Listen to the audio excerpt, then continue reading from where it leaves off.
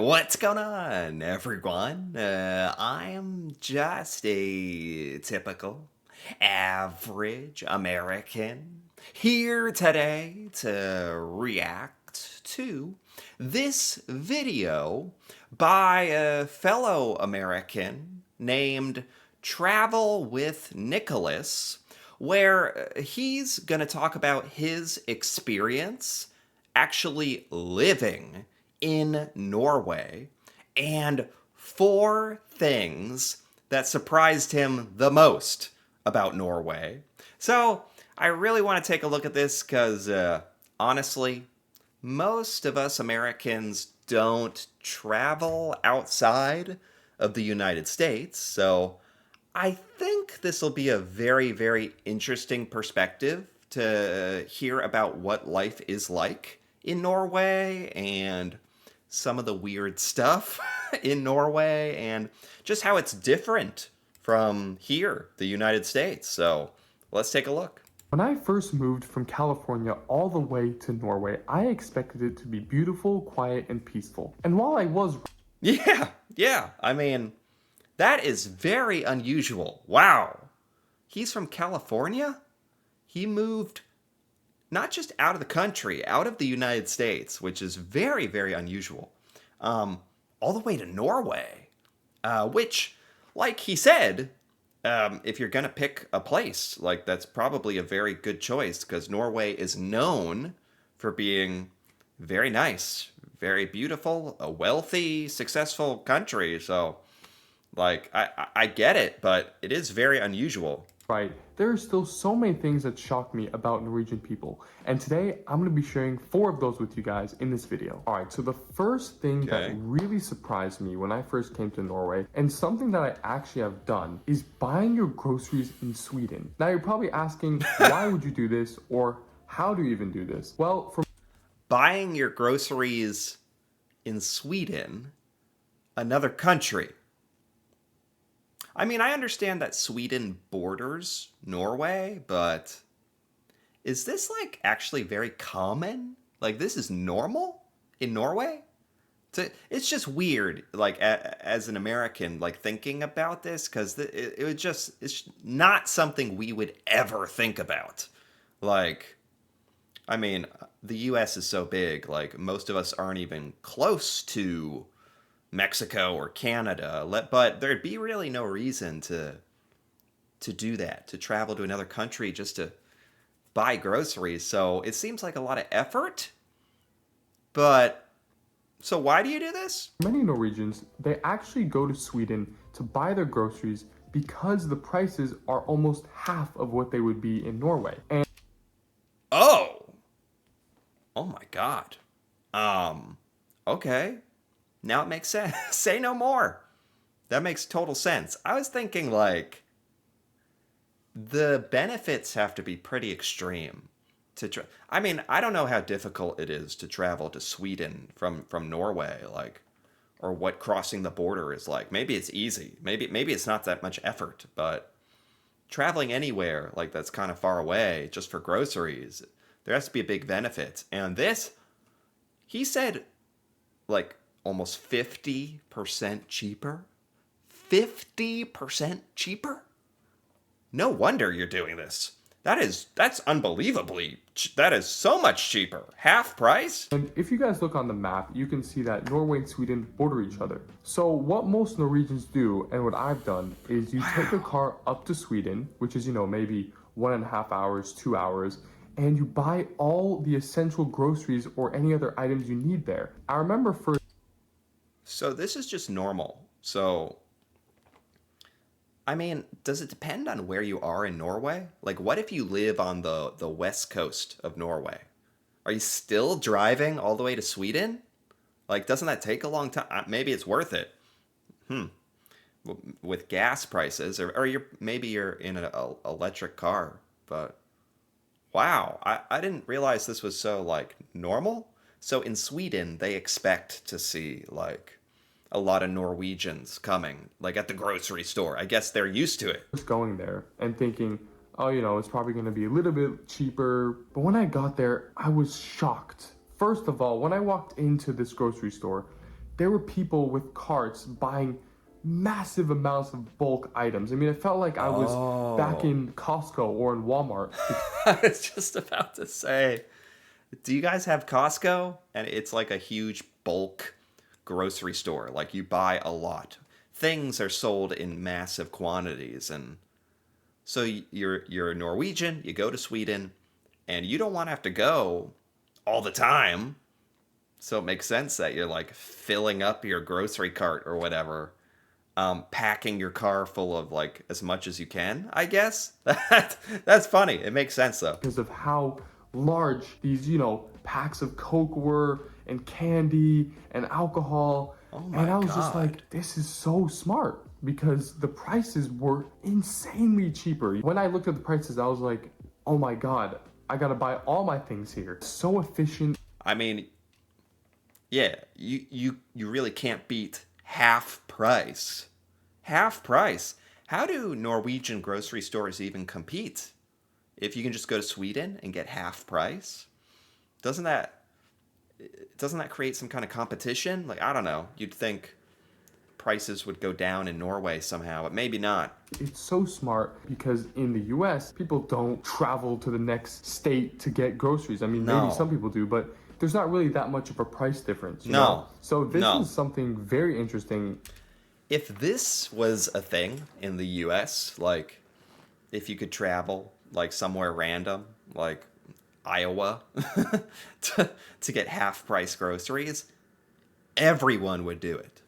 So I can't blame you at all. This makes complete sense. That Norway does, and very smart. The next thing that surprised me, number two, is something called May 17th, which I actually got to experience. Now, for those of Oh, you this is I've heard of this. I know this. This is like Constitution Day.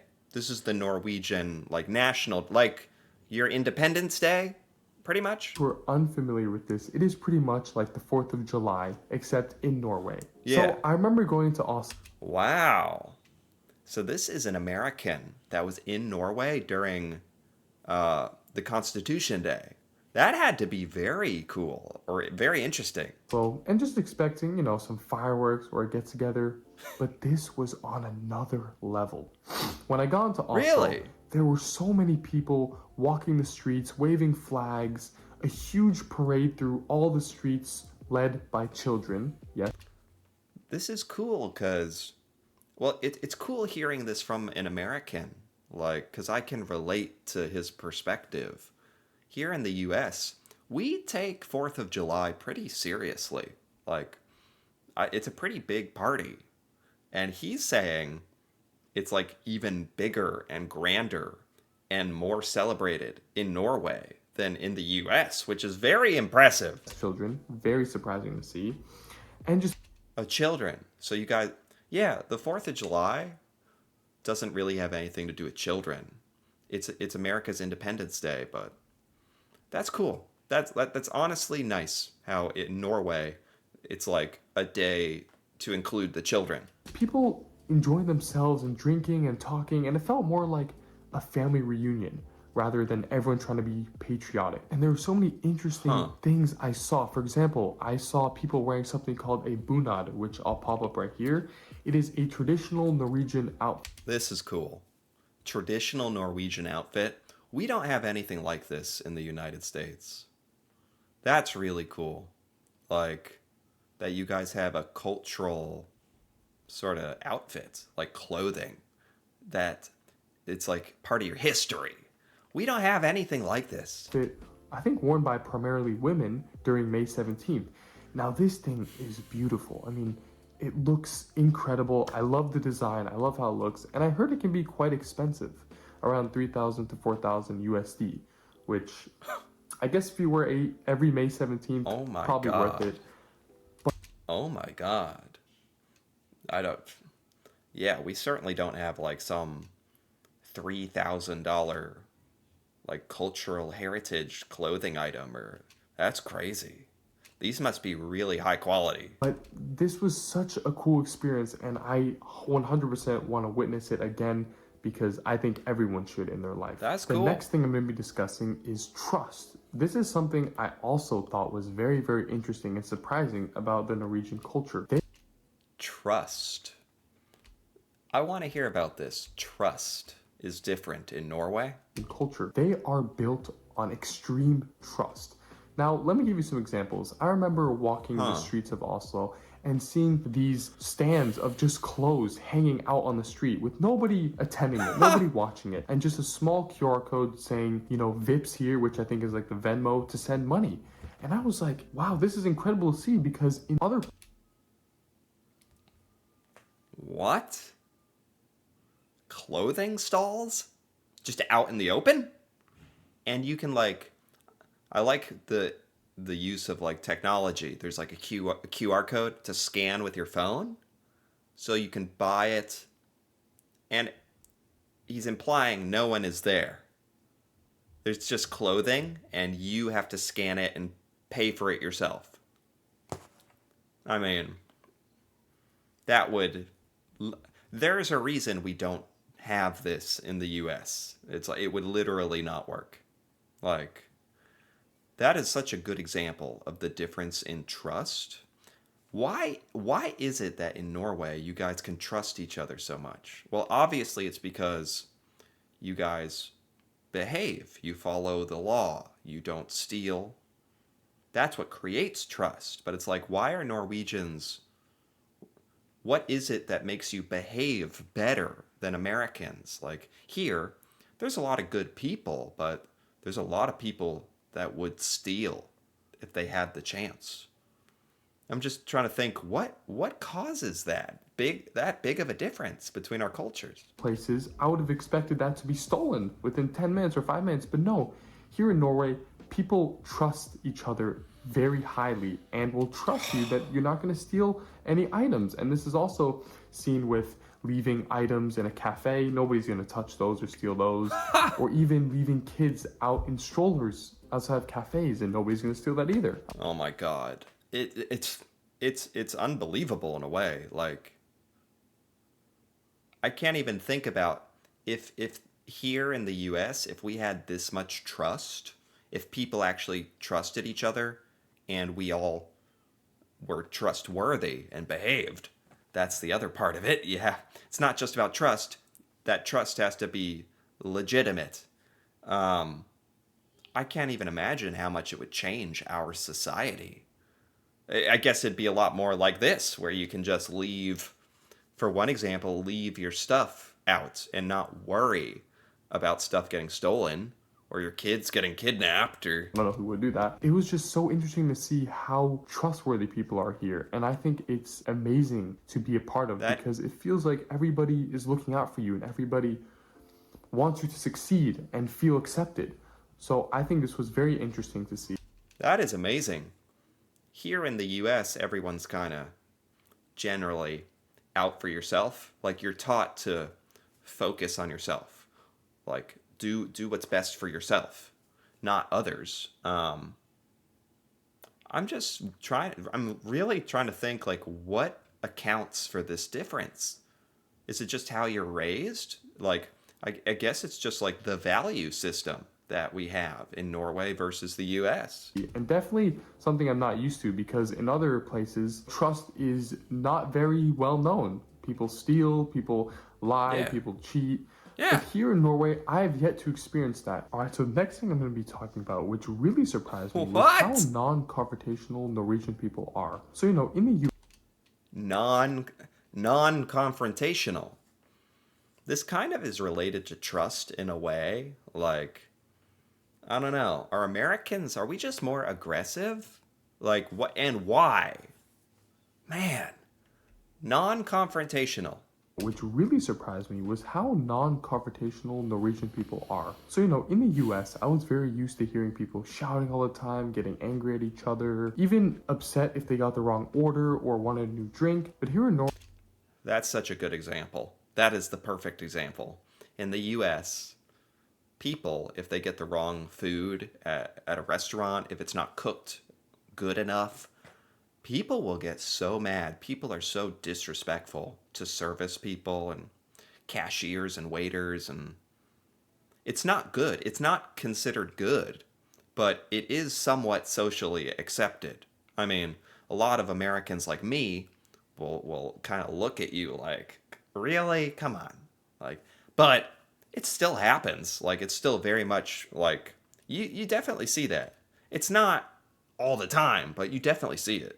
It's not taboo by any means. Right, I have yet to hear anyone raise their voice or even yell in public. This is like shocking to me because I would expect people to at least get angry at each other. But no, here, nobody ever does that. Nobody even gets upset over they got the wrong drink or the wrong meal. They won't even go complain about it. That's Like, here, even at some of the jobs that I've had in the US, like at work, people will raise their voice. People will get upset, even though it probably shouldn't be appropriate. It's funny because in the US, a lot of us complain about this behavior, and yet a lot of people still do it.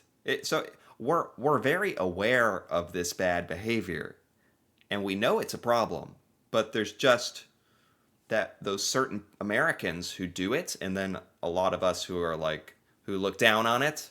Whereas in Norway, somehow it seems to virtually not even exist somehow, or maybe very very rare. how calm they are here. And it's such a relief to me because I can just go through life and everyone is calm. They can solve it on their own. They don't have to call the police or get all angry. That sounds amazing.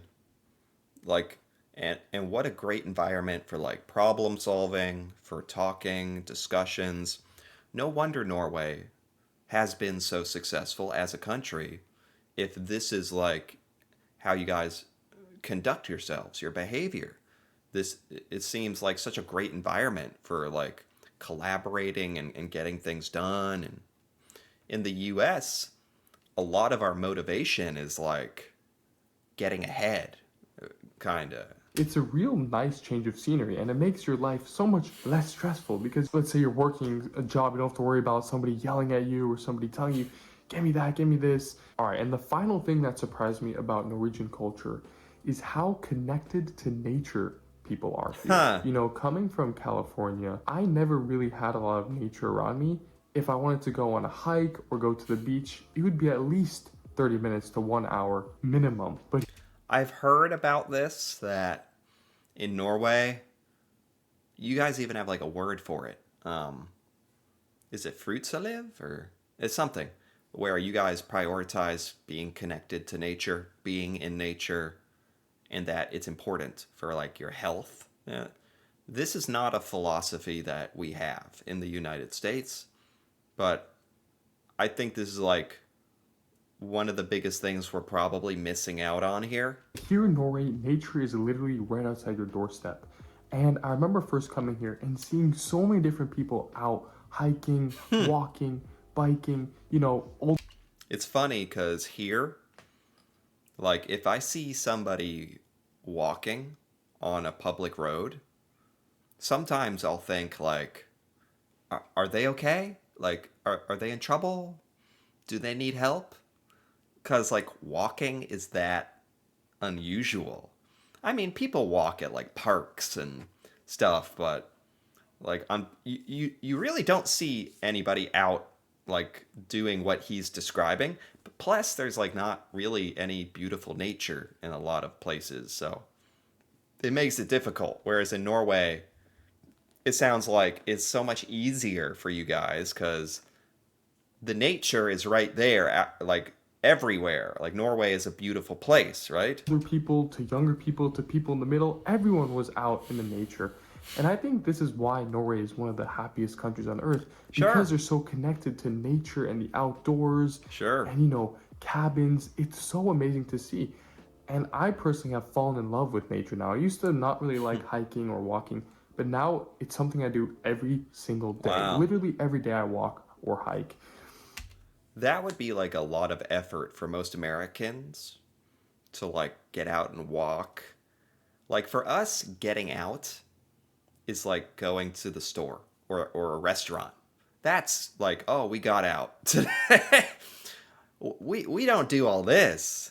Although it's probably very good for you. And I bet there's so many more beautiful places to go in Norway to hike. I only know a small amount of Norway, but I would love to go hiking to all these other amazing places because it just clears your mind and it's such a healer. You know, I heard this Norwegian saying that fresh air cures everything, and I absolutely agree. I think that being outside and smelling the air and all the trees Hmm. around you, it's just such a heal.